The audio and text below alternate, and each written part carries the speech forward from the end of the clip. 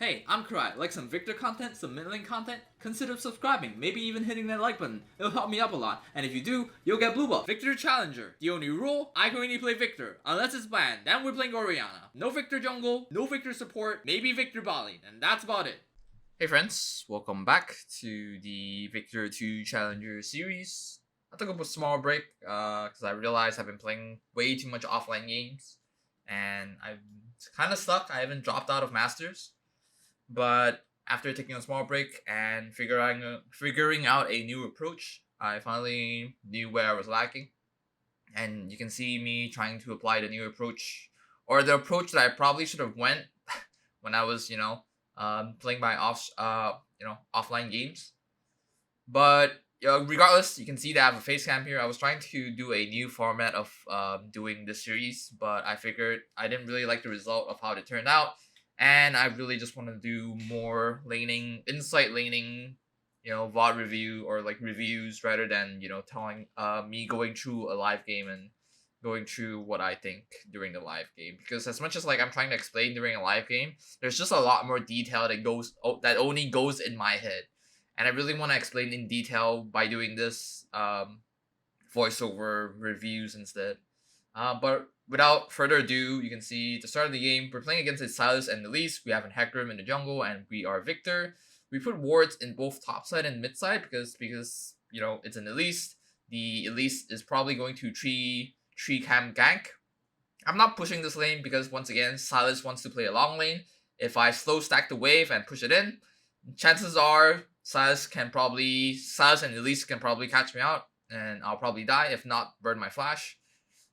Here we do a little movement to avoid getting E. We really don't want to get E. SYLAS E has a high base damage and also a high AP scaling actually. So we really don't want to get hit by his E here. Every time he misses his E, we want to punish as much as we can. And here you can see here that I'm just trying to match the minion wave. The goal for this lane for me is that I want to at least keep it in the middle, if not hold a freeze. Either way is fine. I really don't wanna push it in because if we push it in, we are definitely getting punished. It is not that hard to punish a Victor with SYLAS and Elise. You can see here, I kind of figured that because Elise is doing a tree camp, it's either gonna be me or bot side. I don't think it's gonna be top side because we figured that Elise probably started top side, so he's pathing to bot side. SYLAS misses his E again, and we get the punish on him. We just auto him as much as we can. You can see the wave is actually pretty thinned out for me, so I can just hold the wave here. I'm taking a bit more damage than I would like to, but regardless, the wave is in a really good spot for me. This is where I want the wave to be, so I can hold the freeze as much as I can. Now comes the part where I just need to thin out the wave every now and then, just to make sure that there's always at least +3 on the enemy team. I'm hitting the backline because I figured the backline will probably tank, or it will probably kill my minions a bit too fast, and if I'm trying to tank, I just want the front line or the front minions to actually hold the tank. Because the melee minions are tankier, but casters do more damage. So if I kill the casters, they won't kill my wave as fast, and the freeze will actually last longer. You can see that the wave is back to even now because I cleared the wave. Let's call it accidentally clear the wave, even though I should have just let a +3 happen. But because the wave is around here, I realized, okay, well, now it's gonna slow push because of the even minion rule, which is if you have equal minions on both sides and it's closer to your side, it will push towards the other side. That's just how League works. So you can see here, the wave is slowly stacking up. You can see my wave is slowly getting bigger, due to the even minion rule.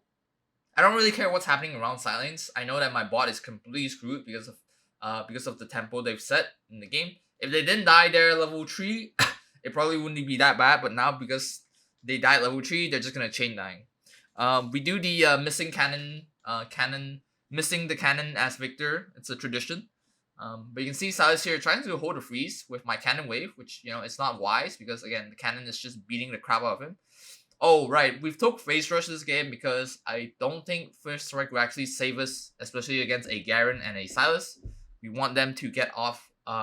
We want to be able to get them off of ourselves. That's why face rush I think provides a bit more value here than first strike. And Aerie, there's really no point in trying to win the lane against a SYLAS and Elise. It's just not happening. And we're not having any kill pressure at all. Hence why we don't really want to take Aerie here. But we're still going Futures Market just so we can get items faster. Here I see Sylas base. Sylas probably thought that I based because I was moving topside, and also it's a big wave. I didn't crash this wave because I figured if I do crash it, my in-game thought process was that if I crash this wave right now, I might have an issue that well, yeah, like not like see that's the thing, right? Now that I'm looking back, I probably should have crashed it, TP back, and then hold a freeze because it will push back to me, right? But now that I'm looking back, I'm not really sure why I didn't push it in.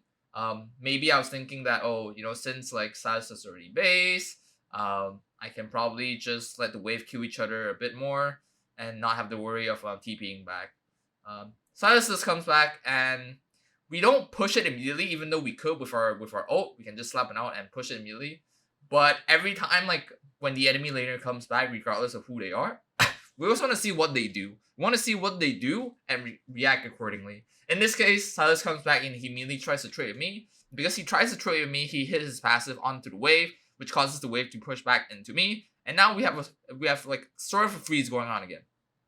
So SYLAS is going bot side, and I'm looking at my bot wave in a bit here. I believe I look at it in just a bit here.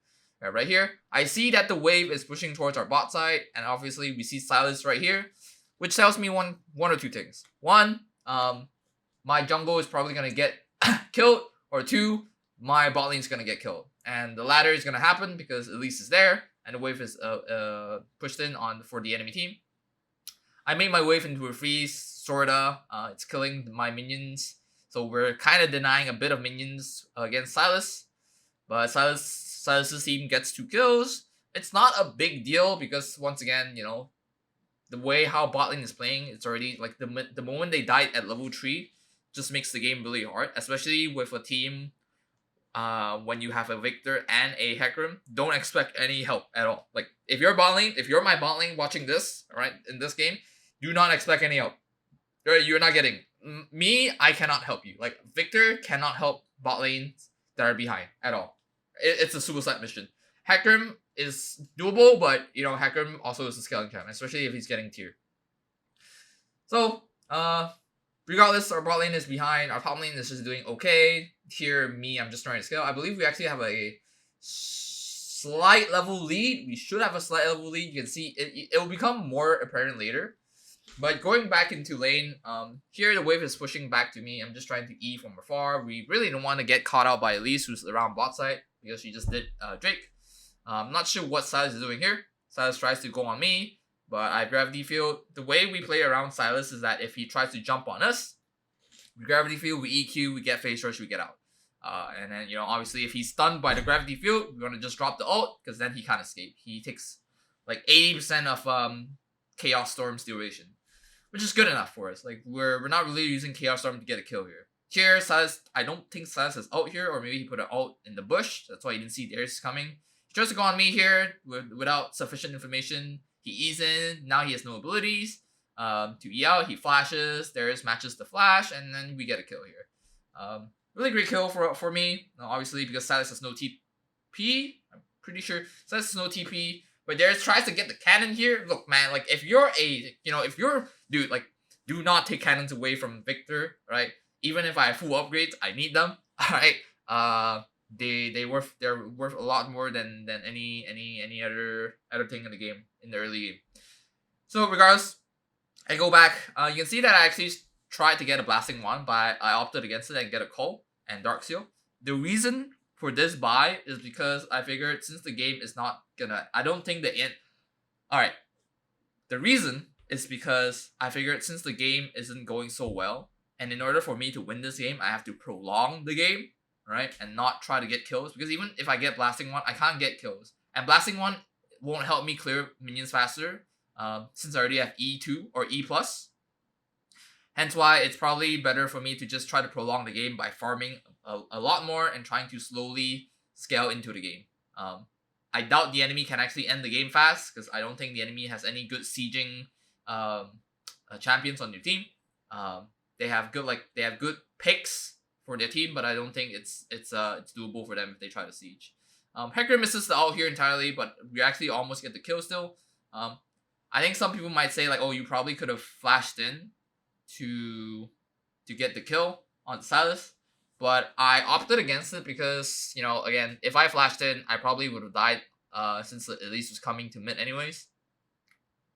So I decided against it, and it's also much more, I think it's much more important to live as Viktor in the early game than to trade 1-for-1s, because again, you're scaling, right? You're not really trying to gain the lead by killing enemy. You just want to get levels, you just want to get items, you want to get gold, you want to get EXP. Right here, SYLAS and Nami is just zoning me out, which is not a big deal because I think, like, realistically, for me, I'm just losing a bit of EXP. For SYLAS, he's losing half of the EXP that he would have gotten, because Nami is there. They also share plates, which is not a great thing. If you're a support, and your carries are trying to take platings alone, just leave them. Just let them take it alone. 160 gold makes a big difference compared to 80 gold. So no big deal here. Our team comes in to burn Nami's, to punish them. We burn Nami's flash. Not a big deal. They try to go on bot lane here because Nami's missing, or Nami was at mid. Lucian flashes the hook. You can see my bot lane is gonna get screwed by SYLAS and Nami. So they're gonna die. So instead of talking about them, we look at our mid lane, and mid lane is a neutral. What we should be doing right now is just go back to mid, farm, and continue to stack, or get our call to pop. Again, there's not really a lot we can, in these kind of situations, there's not really a lot we can do for our bot lane, mainly because of the nature of our champion. Imagine if you go bot with the items I have right now. I'm not gonna do a lot. Like, I can't kill anything, right? I have a Blitzcrank, but I'm heavily relying on Blitzcrank to land his ult here, or to land his hook here. And obviously we can see that from what happened, getting his Q flash and also him missing the Kalista ult. It's not looking like a game where I should be roaming.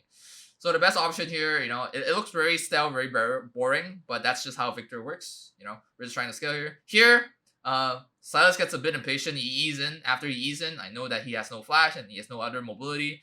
So I land the gravity field on top of him and just kill him like that. I think a lot of people underestimate Chaos Storm, Viktor's Chaos Storm. It actually does a lot of damage if you sit on top of it. So we got a free kill here, and at this point we've already solidified our lead. And yeah, that's mainly how you want to play in these kind of matchups. I would want to talk a bit about this game a bit longer, but you can see I already made the skip here. Basically, long story short, you can see that in laning phase, we're not really trying to die, right? You can say oh wow, but you actually didn't do anything.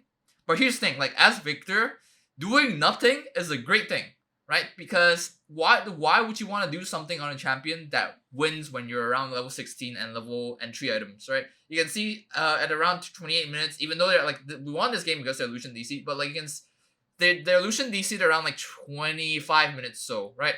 But you can see the reason why we won this game, alright, even if their Lucian didn't DC, is because we managed to get our items, we don't die, we can scale into the game, and our score is not bad. Hence why we won the game. That at least that's how I think of it, right? Again, people can argue, well, you're Viktor, you didn't do anything in lane, you didn't try to win. I'm trying to win by not dying. That's how it is, alright?